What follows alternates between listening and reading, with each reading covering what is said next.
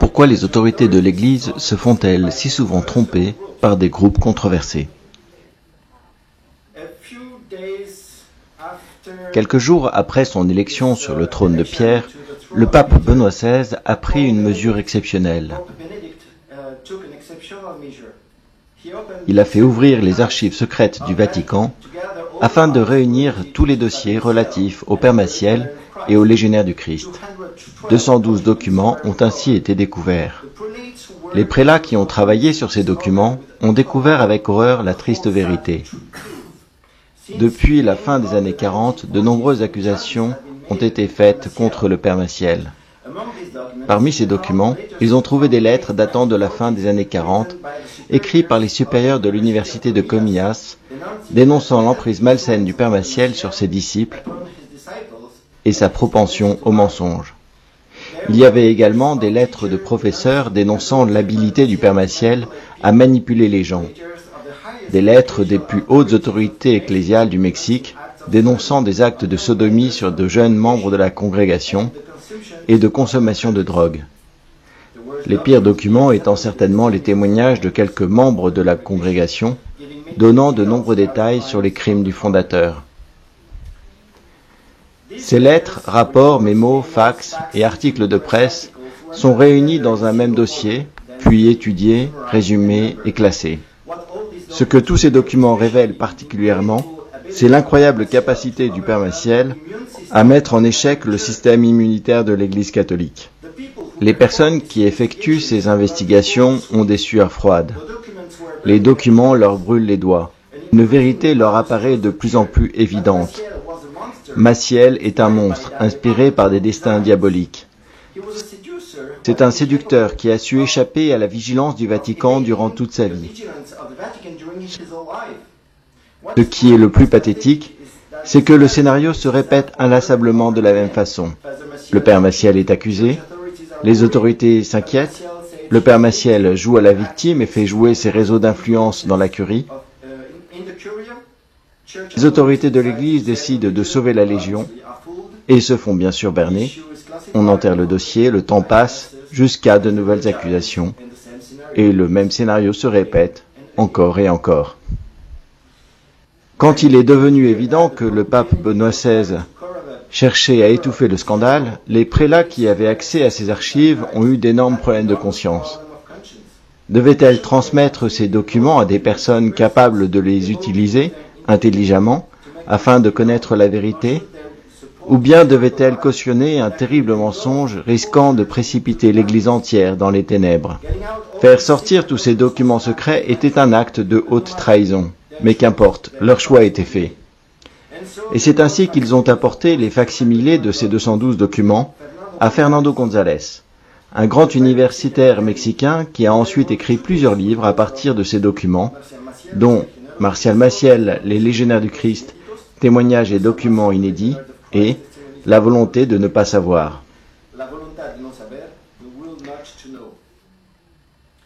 Environ un tiers de ces 212 documents sont des lettres de dénonciation ou des rapports alarmants sur le Père Maciel et la situation de la Légion du Christ. Alors pourquoi l'Église n'est-elle pas intervenue? Les responsables de l'Église entretiennent une relation passionnée avec la Légion du Christ. Ils sont fascinés par cette jeune congrégation qui a tant de vocations. Lorsque tout semble s'écrouler, lorsque la chrétienté disparaît progressivement en Occident, la Légion du Christ, comme la plupart des communautés dont nous parlons dans ce congrès, apparaît comme une solution miracle à tous nos problèmes.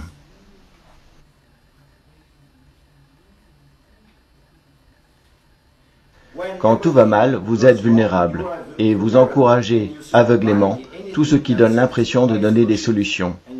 Et vous vous justifiez en disant « ce sont les signes des temps » ou bien « il faut avoir confiance en l'œuvre de Dieu » et c'est tout.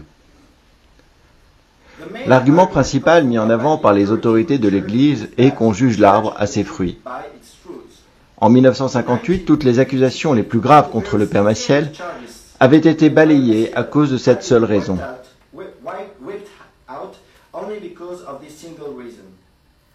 Il y a ses fruits, et donc le fondateur d'une communauté si belle ne peut pas être un pervers. Il n'est pas nécessaire d'aller plus loin. Les critiques doivent être des calomnies et des médisances.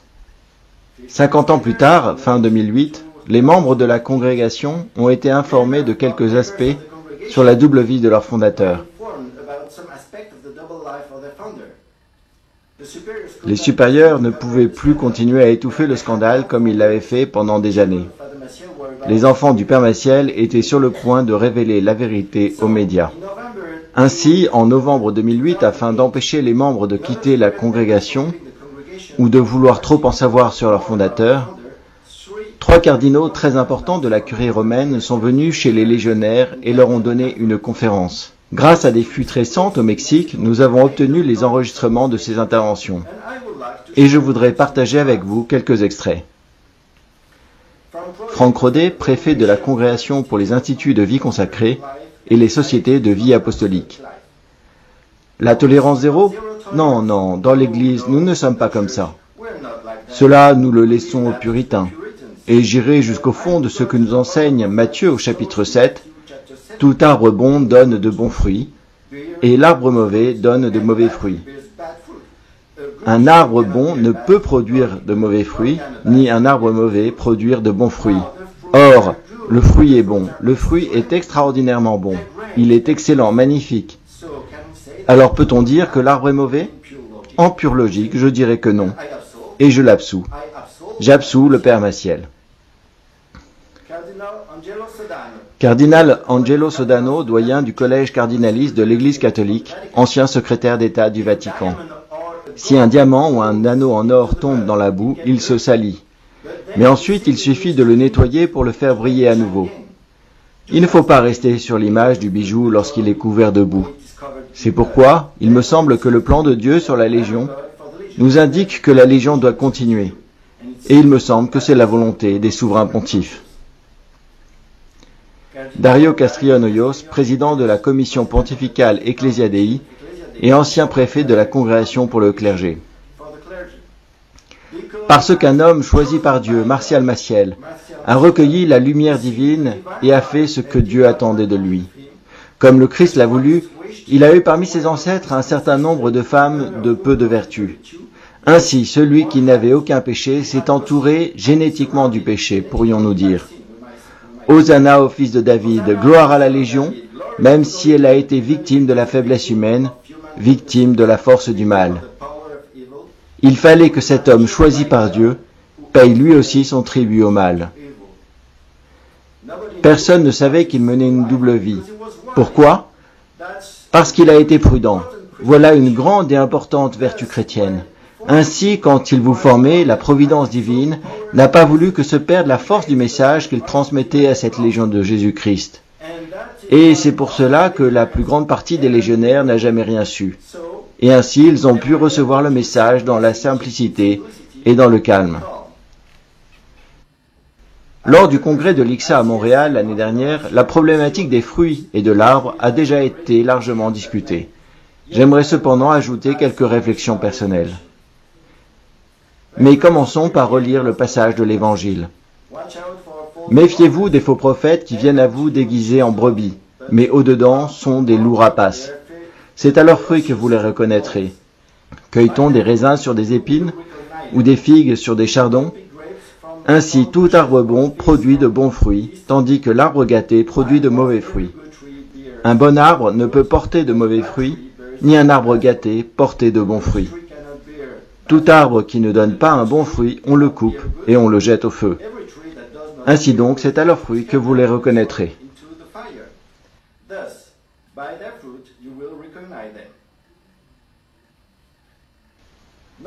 Notez que la parabole de Jésus est composée de 2 parties. Dans un premier temps, le Christ affirme que tout arbre bon produit de bons fruits. Et son corollaire, l'arbre mauvais produit de mauvais fruits. Mais ensuite, comme s'il sentait le besoin d'éviter toute ambiguïté, le Christ ajoute que un bon arbre ne peut pas porter de mauvais fruits, ni un mauvais arbre porter de bons fruits.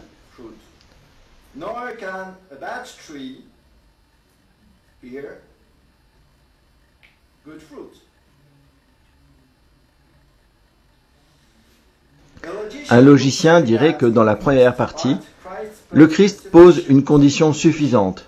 Si l'arbre est bon, il doit porter de bons fruits. Et dans la seconde partie, il pose une condition nécessaire. Si et seulement si l'arbre est bon, il porte de bons fruits.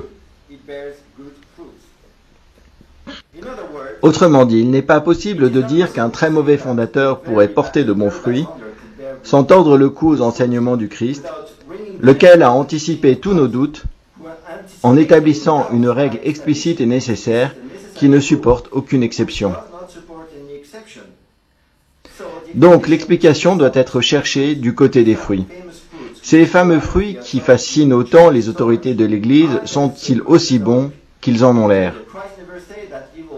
En effet, le Christ n'a jamais dit que le mal ne portait pas de fruits, bien au contraire. Le mal porte aussi des fruits, et même de nombreux et magnifiques fruits. Mais il a dit que les fruits du mauvais arbre n'étaient pas bons. C'est là le point important. Nous devons distinguer les fruits réels des fruits apparents. Un mauvais arbre produit de nombreux fruits qui semblent très bons au premier regard, mais qui sont en fait extrêmement nocifs. Rappelez-vous du passage de la tentation d'Ève au livre de la Genèse au chapitre 3. Le démon ne tente jamais ses proies avec des fruits moches et pourris. Certaines personnes prétendent que nous devons regarder les signes des temps. Le pape Jean-Paul II parlait d'un nouveau printemps de l'Église. Mais je parlerai plutôt d'un automne de l'Église, parce que les vraies statistiques ne sont pas vraiment glorieuses. Le nombre de jeunes gens qui quittent ces communautés, souvent très abîmés, est effrayant. La plupart de mes anciens compagnons ont déjà quitté la congrégation, certains avec des dépressions nerveuses ou des comportements suicidaires. L'un d'entre eux a même dû faire plusieurs séjours dans un hôpital psychiatrique. En fait, ces communautés font de nombreux dégâts. Je crois que beaucoup de ces jeunes gens auraient pu devenir de bons prêtres dans d'autres conditions. Mais ils ont abandonné ce projet, parfois complètement dégoûtés de l'Église. C'est si difficile de continuer à aimer quand vous avez été abusé. Cela ne suffit pas pour répondre à notre question. Une partie du problème concernant l'Église catholique, ainsi que d'autres dénominations, c'est la tendance de certains représentants de l'Église à définir la secte d'un point de vue théologique. C'est ainsi que le cardinal Schönborn a pu dire qu'il ne peut pas y avoir de secte, par définition, dans l'Église, car les croyances des sectes sont hérétiques. Or, si un groupe est hérétique, il se place lui-même en dehors de l'Église. L'Église néglige les études sur le phénomène sectaire. Elle cultive l'idée que les sectes, ce sont les autres. Elle pense même que certaines associations, travaillant sur le problème des sectes, cherchent en fait à attaquer la religion. Je sais que c'est un sujet très discuté, qui soulève de nombreux arguments, mais il me semble important de répéter une chose. Les sectes concernent les faits, pas les croyances. Bien sûr, certaines croyances peuvent produire certaines pratiques, mais ce lien n'est pas nécessaire. L'approche psychologique sur le phénomène sectaire révèle l'incroyable capacité de la psychologie humaine à assumer des énormes contradictions.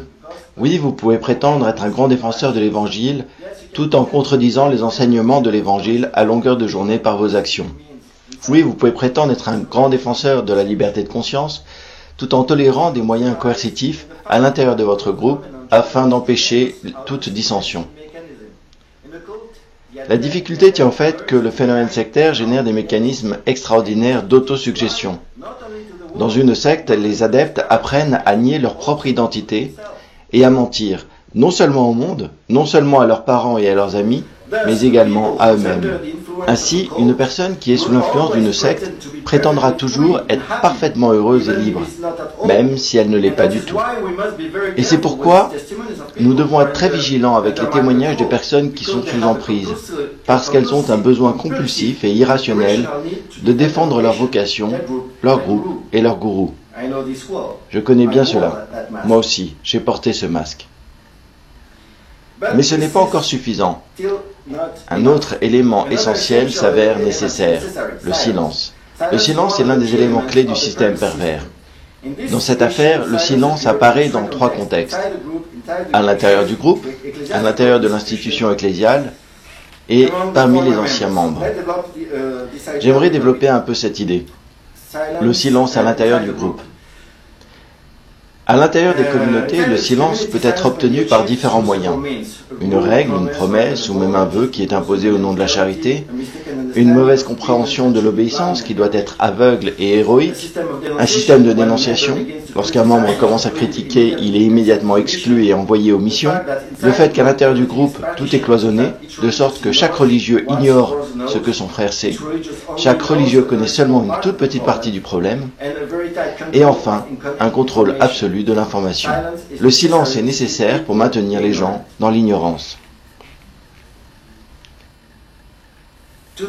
À ce jour, les membres de la Légion du Christ ne savent pratiquement rien sur la véritable histoire de leur fondateur. En avril 2010, les supérieurs de la congrégation avaient pris une belle résolution en s'engageant à honorer la vérité sur notre histoire, comme ils disaient dans une déclaration officielle. Mais quelques semaines plus tard, le Vatican a nommé un délégué pontifical, le cardinal Velasio de Paolis, qui a décidé, une année plus tard, que le temps était venu de tourner la page. Dans une conférence donnée aux femmes consacrées début 2012, il a menacé celles et ceux qui voudraient apprendre la vérité sur leur fondateur. Nous devons laisser le jugement sur le fondateur dans les mains de Dieu. La question maintenant doit être close. Nous ne pouvons pas revenir sans cesse sur ces choses et les remuer tout le temps. Mais c'est très grave. Pourquoi ? Parce que les études critiques sur la véritable histoire du Père Maciel montrent clairement que le Père Maciel a passé sa vie à réécrire son histoire, de façon à toujours apparaître comme un héros. Et certains de ses disciples les plus zélés, pour des raisons obscures, ont accentué ce phénomène en ajoutant encore quelques mensonges de plus. Et ainsi, toute l'histoire de la fondation de la Légion du Christ est fausse. Si les légionnaires apprenaient qui était véritablement leur fondateur, il est probable que la Légion s'effondrerait sur elle-même. Le silence de l'institution ecclésiale. Mais je ne vais pas m'attarder sur ce vaste sujet. J'aimerais juste dire, parce qu'il me semble que c'est important, que nous trouvons ce besoin compulsif de secret, non seulement dans les communautés religieuses sectaires, mais également dans l'Église elle-même. Ce goût du secret apparaît à presque toutes les pages des 212 documents de l'archive que j'ai mentionné tout à l'heure. Quand on étudie ces documents, on réalise combien l'Église elle-même vit dans une sorte de paranoïa à l'égard du monde. Le secret de l'Église était l'un des meilleurs alliés du Père Maciel. Grâce à celui-ci, très peu de personnes étaient au courant de la gravité et de l'ampleur de ses crimes. Le silence des anciens membres. Pendant de nombreuses années, très peu de victimes ont osé faire des accusations publiques contre leur ancienne communauté et leurs anciens supérieurs.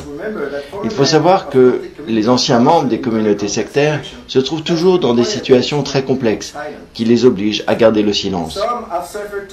Certains ont trop souffert. Cette partie de leur passé est une zone d'ombre dont la seule évocation est tellement douloureuse qu'ils ont décidé de ne plus jamais en parler. D'autres ne veulent pas avoir de problème ou pensent que c'est une cause perdue d'avance. Parfois, avec quelques amis très proches, ils osent quelques critiques, mais par crainte des représailles, ils préfèrent ne pas s'exposer en public. Certains ont encore un frère, une sœur ou un autre membre de leur famille dans leur ancienne communauté. Ils savent que s'ils parlent, ils risqueraient de perdre tout contact et préfèrent donc ne pas prendre ce risque. Il y a tous ceux qui sont devenus dépressifs. Ils n'ont ni la force, ni les capacités de dénoncer les abus dont ils ont été victimes.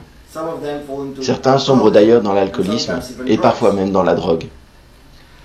Omerta encore chez ceux qui ont commis des fautes graves, voire des crimes quand ils étaient dans leur communauté. Des escroqueries, des malversations, des abus sexuels. Ils sont alors tenus par un pacte de silence pervers. Mon silence contre votre silence. Ceux qui sont entrés très jeunes, ou ont même été élevés dans une communauté, ont vu les supérieurs de cette communauté prendre la place de leurs propres parents. Pour eux, un travail de relecture critique est une expérience traumatisante, une sorte de parricide. Il y a tous ceux à qui leur ancienne communauté avait autrefois demandé de raconter leur témoignage vocationnel, sur une page internet ou dans une revue chrétienne. Poussés par les pressions du système, ils ont enjolivé leur histoire à l'excès et leurs témoignages ont été publiés avec des titres ronflants, comme « Choisi de toute éternité » ou « J'ai été saisi par l'appel de Dieu ». Difficile, après de telles déclarations pleines de lyrisme et d'emphase, de remettre en cause leur précédente communauté, bien entendu. Certains sont issus de familles très catholiques, dans lesquelles il est impensable d'émettre la moindre critique sur une congrégation religieuse reconnue et appréciée par le Vatican.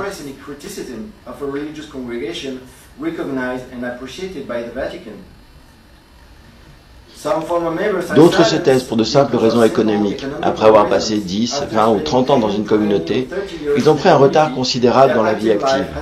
Quand on commence sa vie professionnelle à 35 ou 45 ans, il est difficile de perdre du temps, de l'énergie et de l'argent pour se battre contre sa précédente communauté. Après avoir quitté leur congrégation, certains continuent de travailler dans une école ou un centre de formation qui appartient à cette même congrégation. Difficile d'imaginer qu'ils vont scier la branche sur laquelle ils sont encore assis. Certains ont voulu parler, mais ils ont vite été dissuadés par les bons conseils de leurs proches. Laisse cela dans les mains de l'Église. Tu n'as donc pas confiance dans le jugement de l'Église? Tourne la page. Tu manques certainement d'humilité pour critiquer une congrégation reconnue par le Vatican. Ne vois-tu pas que le démon va t'utiliser pour faire du mal à l'Église? Il y a tous ceux qui se rappellent avec frayeur de la façon dont on parlait des traîtres dans leur précédente communauté. La seule pensée de faire partie de cette liste noire, d'être considéré comme un infâme Judas, les terrorise et les dissuade à tout jamais d'accomplir un quelconque devoir de conscience. Il y a également ceux qui ont rejoint le clergé diocésain et qui reçoivent de façon plus ou moins explicite la consigne de se taire. Et enfin, il y a tous ceux qui sont restés sous l'emprise de leur précédente communauté. Ce sont des personnes dangereuses, minées intérieurement par la culpabilité. Ces gens sont prêts à tout pour protéger le groupe.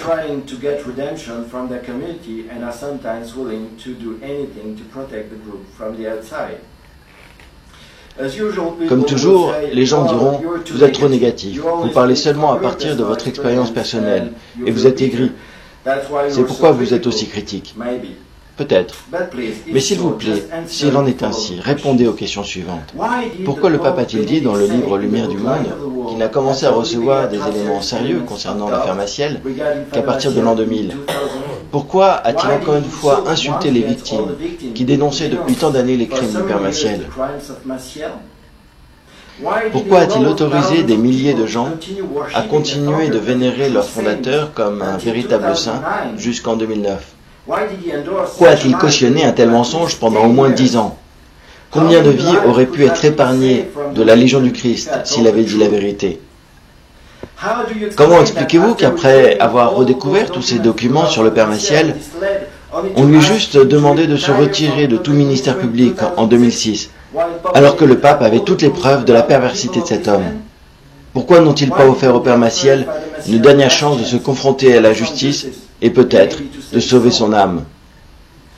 Comment expliquez-vous que des prélats aient envoyé des documents archi-confidentiels à un universitaire mexicain? Comment expliquez-vous que c'est seulement lorsque les enfants du Père Maciel se sont approchés de la Légion avec des preuves ADN et des avocats afin de demander leur héritage que la Légion a finalement reconnu la double vie de son fondateur?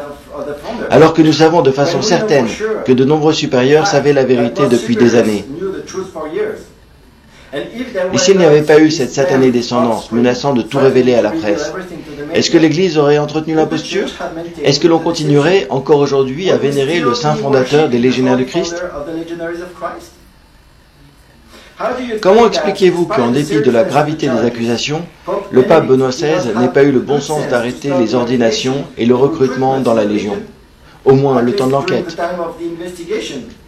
Lorsque vous découvrez que le fondateur de l'une des congrégations les plus influentes de l'Église est un violeur, un pervers, un pédophile, bisexuel, incestueux et polygame, un psychopathe, un criminel, morphinomane, intrigant, manipulateur, charlatan, voleur, escroc, plagiaire, usurpeur d'identité, sacrilège et apostat, est-ce que vous ne pensez pas qu'il y a peut-être un problème?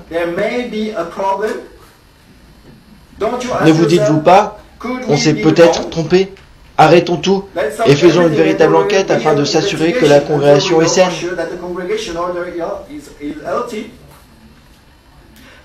Comment expliquez-vous que les visiteurs apostoliques sont allés presque exclusivement à la rencontre de légionnaires et qu'ils n'ont pratiquement pas rencontré d'anciens légionnaires? Comment expliquez-vous l'attitude des visiteurs durant la visite apostolique, essayant d'empêcher certains légionnaires de quitter la congrégation? Comment expliquez-vous qu'un seul visiteur soit allé à la rencontre des victimes d'abus sexuels du Père Maciel? Or, ce visiteur était un vieil homme malade qui écoutait d'une oreille distraite, sans prendre de notes, et qui allait mourir quelques mois après la visite. Pourquoi le pape Benoît XVI n'a-t-il pas accepté de recevoir les victimes du Père Maciel lors de son séjour au Mexique en 2012? S'il vous plaît, répondez-moi, j'ai besoin de savoir. Je voudrais conclure par une citation de l'évangile de Saint Jean. Car quiconque fait le mal est la lumière, et ne vient pas à la lumière, de peur que ses œuvres ne soient dévoilées. Mais celui qui agit selon la vérité vient à la lumière, afin que ses œuvres soient manifestées, parce qu'elles sont faites en Dieu.